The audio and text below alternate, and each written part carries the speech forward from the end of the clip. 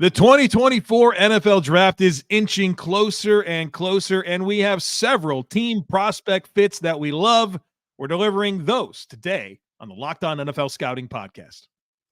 You are Locked On NFL Scouting with the Draft Dudes, your daily podcast for NFL and college football scouting. Part of the Locked On Podcast Network, your team every day. What's better than this? It's guys being dudes here on the Locked On NFL Scouting Podcast. We're the Draft Dudes. I'm Joe Marino from Locked On Bills. He's Kyle Crabbs from Locked On Dolphins. And we are your NFL experts here with you daily to talk team building across the league on the Locked On NFL Scouting Podcast with the Draft Dudes, part of the Locked On Podcast Network, your team every day. Want to issue a big thank you, shout out, and welcome to our everydayers. Those of you who make Locked On NFL Scouting your first listen every single day. We appreciate y'all being here very, very much. Today's episode is brought to you by Gametime. Download the Gametime app, create an account, and use code LOCKEDONNFL for $20 off your first purchase. Joe, happy Tuesday, April 9th. Getting into some prospect fits. We're going to be matchmaking here today on the show, or theoretical matchmaking, I guess you could say, which is always fun to kind of put the GM hat on. Kind of look at teams, look at schemes, look at players, look at fits, and ask yourself the question, where do you go? We're going to do 3 each today on the show. I have a question for you before we get all into the football stuff. Okay. Your Eclipse Day experience, anything that we need to know about? I mean, this was all the rage.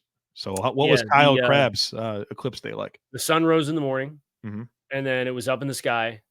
And then something came between the sun and the earth, and it got a little dark for about an hour.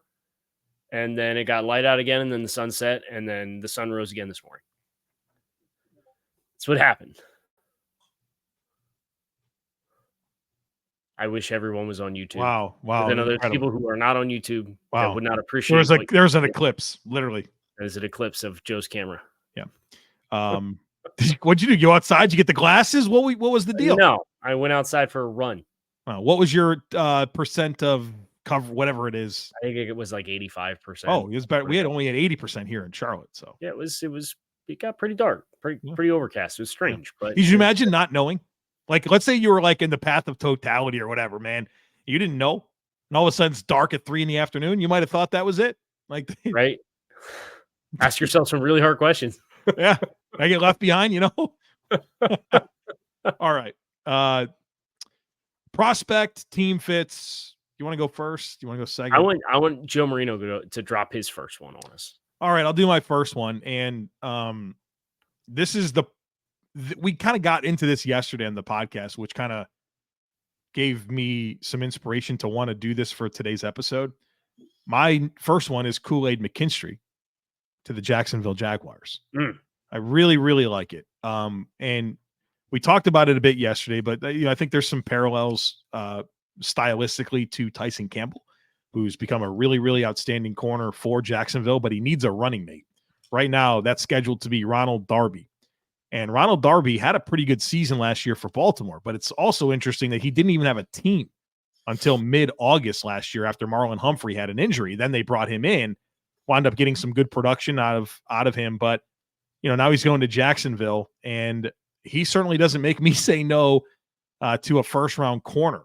And I think McKinstry fits the makeup of this defense where you just have a lot of appealing physical traits across every position group, up and down, right? Every level of the defense, they have toolsy guys. And I think McKinstry, with his size, with his length, with his athleticism, with his versatility, I think he can be an answer for them pretty quickly. And so I like the readiness of his game, right? Coming out of Alabama, doing NFL things in coverage, using a variety of ways. So that, plus the opportunity, plus the parallels, plus the overall just makeup of this Jacksonville defense, I think it'd be a really nice pick for them in the first round. I dig it quite a bit. And I'm also going to stay in the secondary for my first one. And we did a couple of corners yesterday, and I went back and forth on if I wanted to do Cooper DeJean or not. For this episode? For this episode. Because I did too. He was on my short list. I thought about him for a couple different spots. I know our friend Peter Bukowski over on Locked On NFL and Locked On NFL or Locked On Packers is pounding the table for him as a Packers fit, which I think makes a lot of sense. Goodness gracious, yeah. I thought about arguing for him for Philadelphia for like the zone vision, corner, athleticism, able to play off, run support, tackling. But I really do feel like in the same conversation with what happened with Jalen Ramsey would be a concern of mine as far as like, if you're going to maximize Cooper DeJean as a player, are you going to exclusively play him at outside corner and that's it? How long will the Vic Fangios little jabs continue here on the podcast? No, I'm just saying, like, I love Vic. I love Vic. I love his scheme. But that was like when you acquired Jalen Ramsey, that was the expectation. You didn't get that. And we talked about the versatility of DeJean was like one of the top shelf things that he has. Yeah. So I didn't do it. I ultimately ended up going with this. I think this was in the mock draft one of the mock drafts that we did. TJ Tampa corner to the Tampa Bay Buccaneers was the choice that I had, where they have some turnover at the cornerback position. Tampa does. And if you think about kind of the mold and model of corner that the Bucs have really gone after, they like length and physicality. And when I think about TJ Tampa as a player and what he does at Iowa State, it makes a lot of sense. I think he's somebody who could sneak in at the back end of the first round, but probably sitting as a second round player as things currently stand right now. So like there's an intersection where I think the value would line up for them as well. But if they wanted to go even later, I'll throw a bonus like backup planning. Cam Hart from Notre Dame. That's a big time Tampa Bay Buccaneers type of corner because he is really big, really long, really physical. So a primary and then a backup I'll give you for the Tampa Bay Buccaneers. So you're dialed in on corners for Tampa, and it sounded like you're building up to like Cooper DeJean being the guy that you'd love to see Tampa get. I think you're probably of the mindset that he's not really around at pick 26 with the Packers picking at 25. Probably feels like not. Feels like the floor there. I know that they just got Xavier McKinney, who's got a lot of versatility, but there feels like there's some landmines for Cooper DeJean, whether that's the Rams at 19. Like I feel like he'd be a great addition to their secondary overhaul.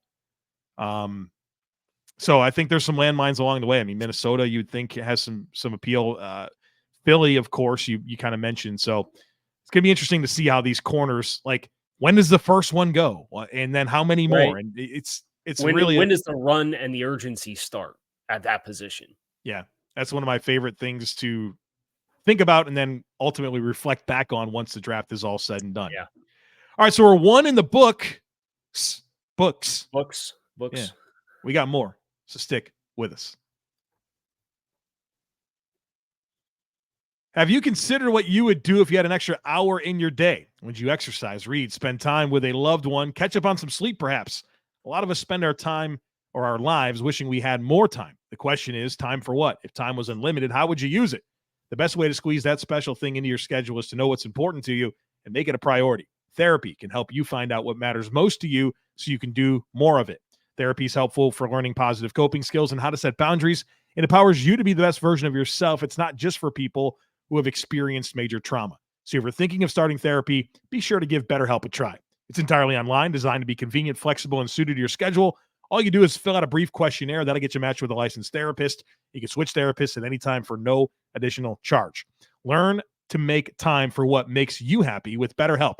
Visit BetterHelp.com/lockedon today to get 10% off your first month. That's BetterHelp, HELP.com/lockedon. So, Joe, we have a couple of wide receivers in segment 2 here. And I'm going to cede the floor once again. Wow. It's very kind. So I have to have my homer moment. I don't feel like I do a lot of homer moments on this episode or Bills on this podcast. Yeah, I got a Bills guy. Yeah. It's not Marvin Harrison Jr., although that would be really cool. What did you think of the trade package that was who was it? Was it Sam Monson? Yeah, dude. Yeah, I'm signing up for that all day long. The Chargers are going to tell you to kick rocks. You got to have 60 in there too, right? Like, right. Oh, yeah. You're going to trade away 5, and the only thing you get this year is 28 and a 5th round pick. Yeah. Yeah. Yes, please. Up the cost. Up the cost. Please. Yeah, we'll trade up to number 5 for Marvin Harrison Jr. for that package. And I'm not like I'm like generally against that idea of like a Julio Jones trade. But if it's that package for Marvin Harrison, I'm not thinking twice about it. All right, but let's live in more of a reality world. And I think one of the things to be mindful of with the Bills and trying to figure out their decision-making process is they've transitioned away from so many players north of 30 years old. Like the only 30-year-olds left on this team, Von Miller, Daquan Jones, the long snapper, and the punter. End of list, right? They have gotten younger. And so when you think and romanticize about this idea of the Bills going way up the board, that doesn't really align with kind of what they're telling you about this roster reset that's happening. And so let's live in a world where they stick and pick, or in a world where they perhaps trade back a little bit. Xavier Legette, wide receiver, South Carolina for the Buffalo Bills. I'm head over heels for this idea. I think Legette provides so many things that is currently missing from this Bills wide receiver core. First of all, a size dynamic, right? He's a little over 6 foot, over 220 pounds, right? That is a size dynamic that doesn't exist. You want to talk about Mac Hollins and Justin Shorter, okay, but those are depth receiver, special teams guys, right? We're talking about guys that are going to actually get targets in this passing game in a meaningful capacity for the long term. And I think Xavier Legette also gives them size, gives them 3-level ability, really good yards after catch, but also ball skills and speed down the field to win. And you need a volume hog, right? You need that in this offense right now where there's a lot of targets available. I project with Diggs and Davis gone, and even being mindful of who I think the top 5 guys are in the passing game, you got at least 200 targets to eat up right now.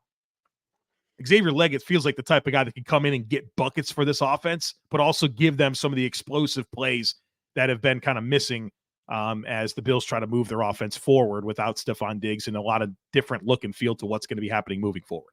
So you think about the evolution for Buffalo, right? It was Cole Beasley, right? Stephon Diggs, John Brown. Those being John Brown, those being the volume type players versus transitioning into Dalton Kincaid and Xavier Legette as like really physical elements. That would be a really fun kind of ideological shift for Buffalo, and I think create a new dynamic in trying to defend them, because the run after catch potential for both of those guys with the ball in their hands is obviously huge. Do you know how many yards per route run Xavier Legette averaged against man coverage?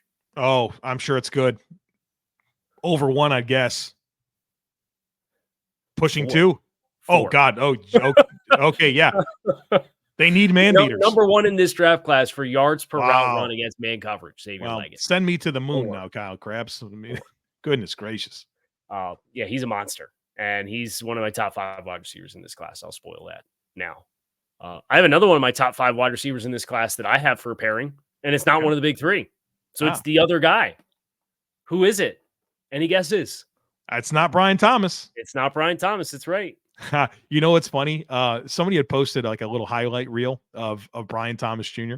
It's like a minute long of him making some plays yesterday. My brother sent it to me on a DM, and he's like, I mean, it's really cool that he can run in a straight line really fast and track the ball, but like, this isn't NFL stuff.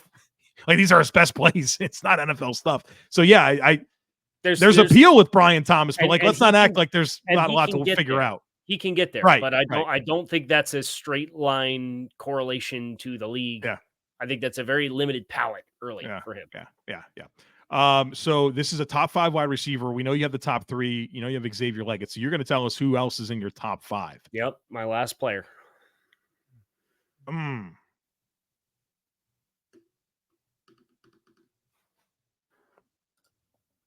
Man, I keep on names keep going through my head, and I keep on saying no. All right, so say something out loud. We'll do it. We have time. No, I think I know you were just saying that you did Ricky Pearsall this morning.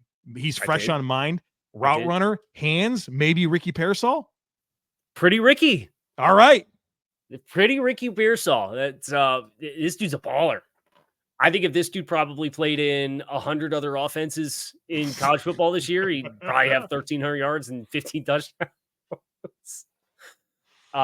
Really, really good blend of skills. And then you consider the athletic profile that he has too, where he jumped over 40 inches.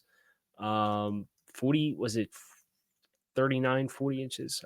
I'm pulling up his mock He's got draft the bunnies, you know? Yeah. So he is 42-inch vertical jump. I sold him short somehow with between 39 and 40. So 97th percentile for vertical jump. A 6.64 second three-cone drill as a wide receiver. No wide receivers run the three-cone drill anymore. Yeah. Because they're like, oh, we don't want to be considered stiff. Right. You're in a 93rd percentile three-cone drill. DK Metcalf ruined it for everybody, man. That's right. They said he turned like a tractor trailer. Couldn't run routes in the NFL. Couldn't get over. So he's not the biggest. He's 6'1". He's not the largest. He's 189 pounds. That's 48th and 22nd percentile. But he's got 9 1/4 hands. It passes the threshold. Athletic testing by percentile, 40-yard dash, 82nd percentile, vertical jump, 97th percentile, broad jump, 88th percentile, three-cone drill, 93rd percentile, short shuttle, 89th percentile, bench press, 71st percentile. Like, just an outstanding athletic profile for a guy who runs outstanding routes, played in a terrible offense, was wide open all the time. I think his potential to be an absolute monster. I'm putting it with Bryce Young in Carolina, the start of the second round. I know you went out, you got Deontay Johnson via trade, you got Adam Thielen as an aging route runner. Separators. Need guys who can win early. That's the whole appeal with this style of quarterback. And Jonathan Mingo, I know they invested in a second-round pick in him last year. Route running really wasn't the thing with him. So he's not going to stop me. Terrence Marshall's not going to stop me from going out and getting a bona fide explosive player who can line up in the slot. This past year, he lined up more on the perimeter than he has in years past, so he can move around. Florida put him in motion a ton. They threw him the ball down the field. They threw him the ball in the screen game. He won over the middle of the field. I don't know what else you want. I think he's a bona fide top 5 wide receiver in this year's class, and that's saying a lot because I love this year's wide receiver class. I would like to make an offer to you. Okay. I get Xavier Legette at 28. You get Ricky Pearsall at 55.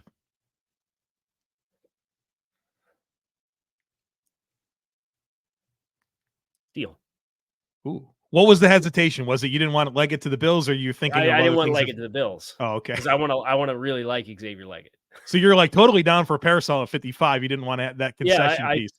Outstanding fit because you consider who the wide receiver threes have been. Miami's wide receiver room's a little too small. They needed some more size. We get 6'1", 190. It's not a big receiver, but it's bigger than Braxton Berrios. Yeah. Right? Like, it's bigger than River Craycraft. But that explosiveness, neither one of those guys have. So that's an added element for a really good route runner who can win over the middle of the field. I think if Miami were to just hypothetically do that, plus Jonnu Smith, I think they'd have like the two X factors that I've kind of have felt have been missing from that offense to take it to the, it's already at like the moon, to take it to whatever the next moon is. Right. So if you want to really invest in stopping guys who can beat one-on-one opportunities is what they missed as complementary players. All right.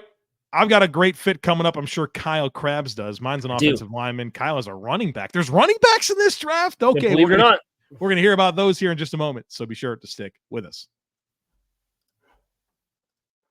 Folks, summer concerts are coming up. That's a big deal in my household. My wife and I love to go to concerts, and I'll tell you where we're getting our tickets.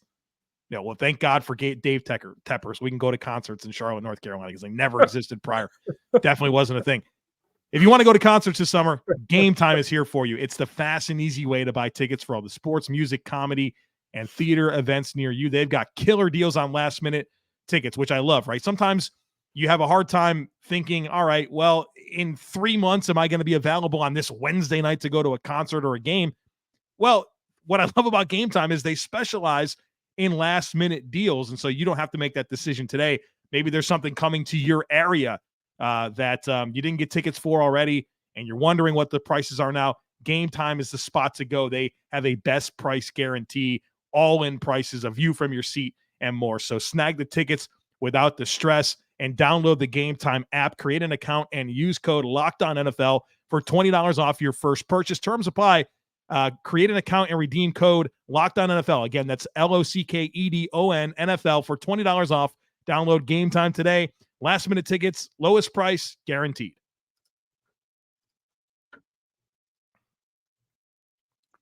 So you have an offensive lineman. Mm-hmm. What's the team? I'm not saying it. You give it away. You don't want to say it? No, I don't want to You say give it away. Okay. I think you should go first for this one. Okay. People want to hear about running backs more than offensive line. Well, we could talk about Blake Corum. Okay. University of Michigan. Yeah. Heard about him. The lowest hanging fruit of all time. I'm absolutely going to take the opportunity to say he needs to go with Jim Harbaugh and the LA Chargers. Right. That's going to happen, right? That it's just a question of when, right? It's not a question of if, it's a question of when. How early is John going to get or Jim going to get all anxious and pull the trigger on well, he could take the Sam Monson offer for Marvin Harrison Jr., pick him at 28. Stop. 69, 105, 110. Those are reasonable spots to pick him, right? Yes. I think outside the top 50 is probably appropriate for Blake Corum. And look, as a guy who's 5'7" and 3/8 and 3/4, 205 pounds. This is not a big player. His bench press and agility are good tests for him. He's above 50th percentile for the other athletic tests he did at the combine, but like, it's not like this is home run hitting, electric speed, or superimposing size. This is just kind of the standard outstanding vision, outstanding feet in a well-built, low-to-the-ground body that you might not get 10 years out of, but when he's there in that first contract, he's going to be a very, very effective NFL running back. And I think of all the backs in this year's class, I have the most confidence in Corum to be a consistent contributor. Jonathan Brooks is coming off of an ACL tear from Texas. Everybody seems to love Jalen Wright from Tennessee. He's an explosive player. Ball security is a major question there.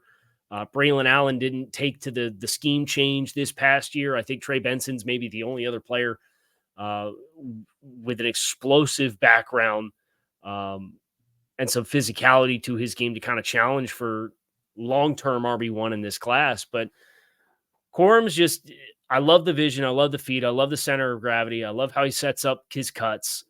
And for a Chargers team that is all about, we want to give Justin Herbert a run game. We want to make sure that we're balanced on offense. They moved on from Austin Eckler. There's so much here just in the way of breadcrumbs, and they don't really have a definitive player to step into that role. I think Harbaugh is going to go to some of his comfort players, and I think Corum's going to be one. Big fan of that. Especially you look at this depth chart, it's like Gus Edwards, Isaiah Spiller.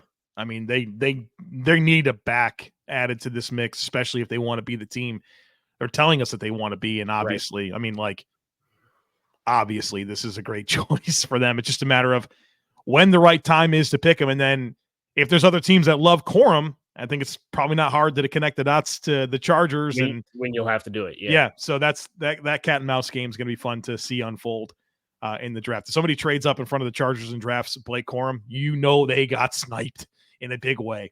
Yeah. You took some low-hanging fruit there, which I can respect. I'm taking some low-hanging fruit here.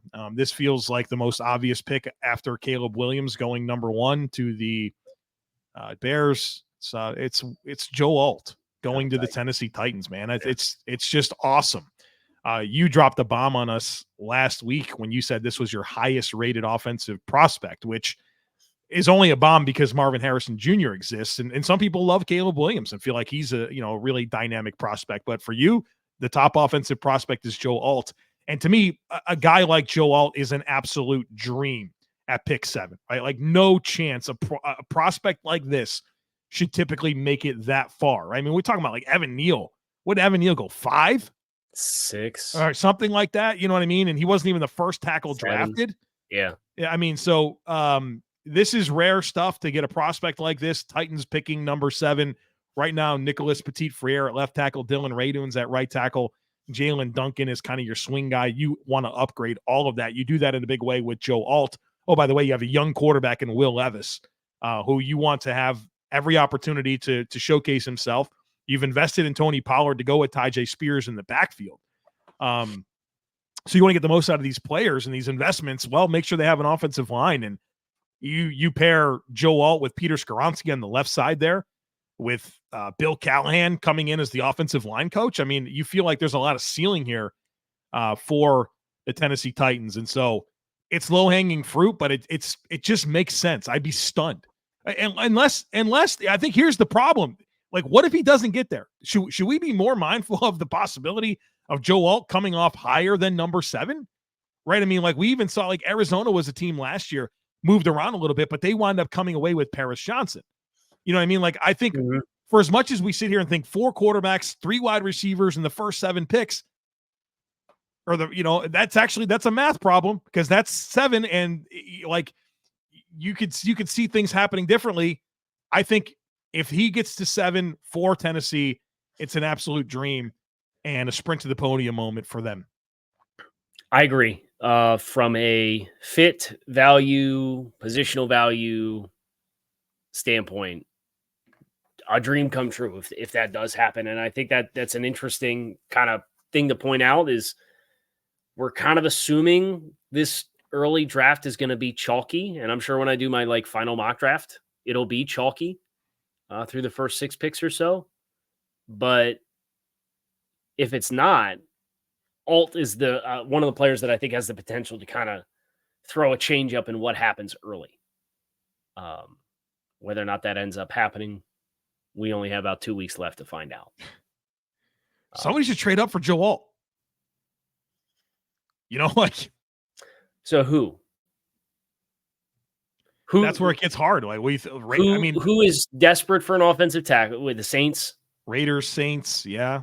The Saints with their offensive tackle situation and the fact that they always seem like they just go up and get their guys. They don't covet picking for volume. They covet, we want to go get our guy.